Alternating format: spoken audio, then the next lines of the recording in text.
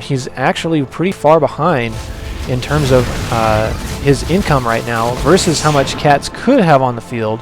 coLCatZ does have 46 drones, but there's no mining at the 3rd, there's no mining at the 4th, his gold is dead, there's no mining at the natural, so all of his drones are all clumped up right here, not doing very much. I mean, you don't need to have, you know, 20 drones all mining on one mineral patch. I'm sure as soon as coLCatZ checks that, he will go ahead and correct it. There's a small counterattack coming up here, some roaches heading in, as well as a couple of zerglings to see if they can get some SCVs down on this line. There are some tanks set up, and as soon as these tanks advance forward far enough, these roaches aren't going to do anything, but this is such slow response time, and the planetary fortress is not done yet, so these roaches are getting a lot done, and it would be wise if coLCatZ just go ahead and retreat right now, since he's not going to be able to kill off that planetary fortress. He does turn around and pop that Hellion, make sure that the Hellion goes down. Checking the production tab, there's a couple of broodlords on the way right now, which I can't tell where they're being morphed. There's some roaches here, but nevertheless, broodlords are on the way. There's a couple of blue flame Hellions that are roasting up drones here. 3 more drones do pop, but GoOdy walks away. He does come back and kill those remaining drones. You can see 2 blue flame Hellions will one-shot drones. Roaches now come up here to try to clean up these Hellions. The Hellions do run away in order to try to get more harassment done.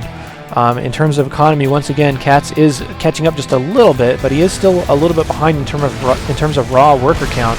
There's actually a couple of broodlords that are sieging this planetary fortress, and GoOdy is actually losing minerals by having to sit here and repair this planetary fortress. Does he even have any Vikings in the air? Yes, he has 2. So these Vikings will come over and clean up these broodlords, but he is preventing mining from this expansion. He is forcing GoOdy to spend a lot of resources to keep this planetary fortress alive. Decent harassment, and coLCatZ just really needs to buy time to get himself back in this game right now. A whole bunch of mules do drop at this expansion for GoOdy, and coLCatz's creep spread is insane. It's at the front door of GoOdy. You can see the creep is just a couple of blocks away from this factory, but coLCatzz is having his own hard time staying in this game. Here's a blue flame Hellion harassment that has cleared out this whole line of workers. The infestors are now here, which if you can land fungal growths on top of these Hellions, it will end the harassment, but the Hellions go down to roaches anyway.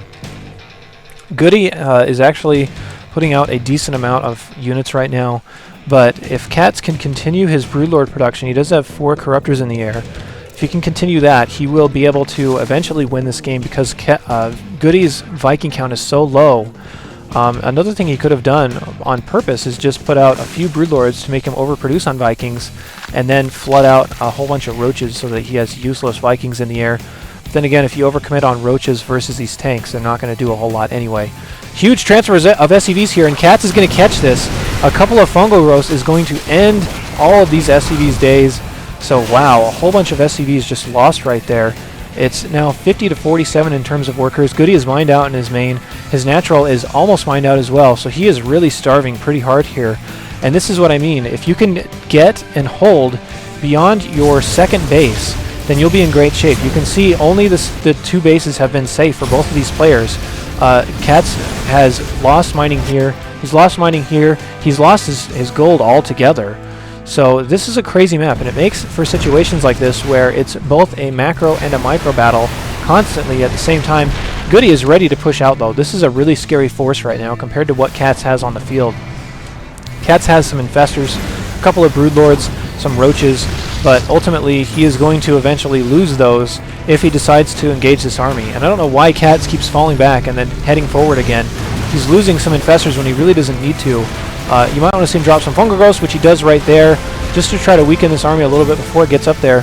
Checking the production tab, there's 9 more infestors on the way here from coLCatzZ, who's been known to use a ton of infestors in basically every one of his matchups. He and Destiny both live in the same house down in Florida, and they both run a lot of infestors. There's a huge conga line of drones right here that's going to go down, and look at all those fall to this Hellion harassment.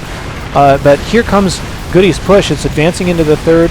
He does take down the 3rd and pulverize all the broodlings that come out of that hatchery. This hatchery is still relatively inactive. There's one Hellion here bugging it. You can see him like freaking out. I don't know exactly what is up with that. But here comes GoOdy's push advancing forward again. He's going to need some really nice fungal growths in order to take this out. He does have siege tanks behind us though, so those infestors will not even be able to get close enough to handle all these siege tanks. He does neural parasite a couple of Thors. He can get a 3rd neural parasite off on this Thor. That will really help him clean up this push. A whole bunch of Vikings land in order to take out these infestors, but GoOdy's mech just looks like it's too strong. CatZ has no reinforcement. The supply difference is now heavily favoring GoOdy right now, and GoOdy does knock down CatZ's last mining base. You can see CatZ has nothing but drones and infestors right now, so it looks like this is pretty much over.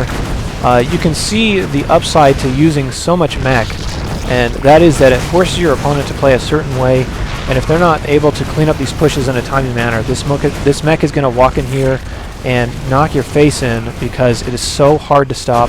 It is so meaty, and GoOdy always pulls a ton of SCVs to keep this up. So CatZ does leave the game, and for some reason there must be an observer here still running this replay, so we'll go ahead and pause it as well.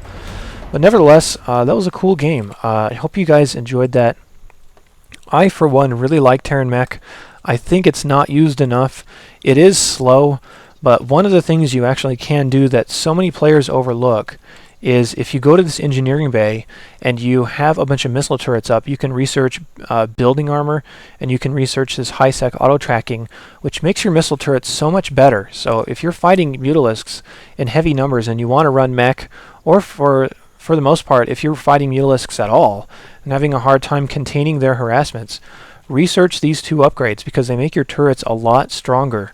They can take a lot more punishment from Mutalisks, and if they can take a lot more punishment, that means they're going to live a lot longer, and they will get a lot more shots off in order to weaken those Mutalisk numbers and really kind of discourage him from getting that huge Mutalisk ball up. But nevertheless, I love to see mech. That was a great game. I love this map. You always see great games on this map because of how chaotic it is and how difficult it is to hold a third on both sides with this wide open map with these fairly exposed thirds on both sides. So cool game there. Hope you guys enjoyed it. I'll be back for more casts. Until then, take it easy. I'll see you later.